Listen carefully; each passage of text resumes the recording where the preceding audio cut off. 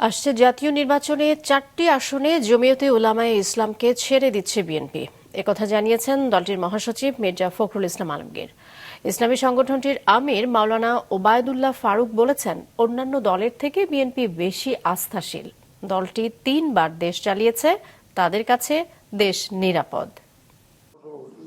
সহসভাপতি আগামী জাতীয় সংসদ নির্বাচনে ছোট রাজনৈতিক দলগুলো নিজেদের অস্তিত্ব টিকিয়ে রাখার লড়াই শুরু করেছে। তারই ধারাবাহিকতায় সকালে বিএনপির সঙ্গে সমঝোতা হয়েছে জমিয়তে উলামায়ে ইসলামী বাংলাদেশের। কওমি লাইনের রাজধানীর গুলশানে বিএনপি চেয়ারপারসনের রাজনৈতিক কার্যালয়ে সংবাদ সম্মেলনে সমঝোতার বিষয়টি নিশ্চিত করে বিএনপি। জানায় 4টি আসনে বিএনপি কোনো প্রার্থী দেবে না। সারা বাংলাদেশে অন্যান্য আসনে ওনাদের কোনো প্রার্থী থাকবে না। আমরা সেই সমঝোতার মধ্যে উপনীত হয়েছি। আমাদের সর্বস্তরের নেতাকর্মী তাদের সম্পূর্ণভাবে সহযোগিতা করবেন এবং জনগণ যারা ভোটার আছেন তারাও তাদের প্রতীকে ভোট দিয়ে ধানের শীষকে শক্তিশালী করবেন। সিলেট 5 আসনে লড়বেন ইসলামী দলটির আমির ওবায়দুল্লাহ ফারুক। সেখানে বিএনপির মনোনয়ন প্রত্যাশী ছিলেন 8 জন। জমিয়তের মহাসচিব মঞ্জুরুল ইসলাম আফেন্দি নীলফামারী 1 আসনে মনোনয়ন পাচ্ছেন। সেখানে লড়তে চেয়েছিলেন খালেদা জিয়ার ভাগ্নে সাবেক সংসদ সদস্য ইঞ্জিনিয়ার শাহরিন ইসলাম চৌধুরী তুহিন। জুনায়েদ আল হাবিবকে ব্রাহ্মণবাড়িয়া 2-এ মনোনয়ন দেওয়া হয়েছে।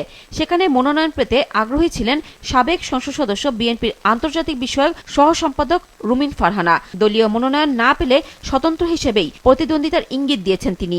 আর নারায়ণগঞ্জ 4 আসনে প্রার্থী হবেন মনির হোসেন কাশিমি। সেখানে বিএনপির মনোনয়ন প্রত্যাশী ছিলেন জেলা বিএনপির সাবেক সহসভাপতি মোহাম্মদ শাহ আলম। পার্টির সিদ্ধান্ত অপরিবর্তনীয়। জমিয়তের আমির বলছেন, বিএনপি ইসলামী ভাবধারায় বিশ্বাসী, এই কারণেই তাদের সাথে নির্বাচনী এই জোট। আস্থাভাজন একটা দল যার হাতে এই দেশ সুপুর্দ করা যায় আমরা জাতীয়তাবাদী দল মনে করি। যার কারণে আমরা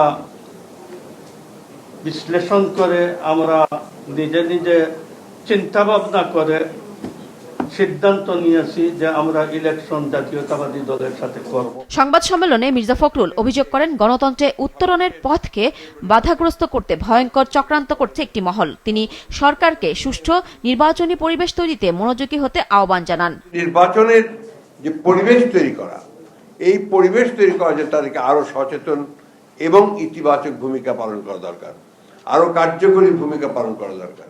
যুগপৎ আন্দোলন ও শরিক দলগুলোর সঙ্গে আর কোন কোন আসনে বিএনপি সমঝোতা করবে তা দ্রুতই জানানো হবে বলে জানিয়েছেন দলটির মহাসচিব মির্জা ফখরুল। নুরুন নাহার উইলি, মাছরাঙা সংবাদ, ঢাকা।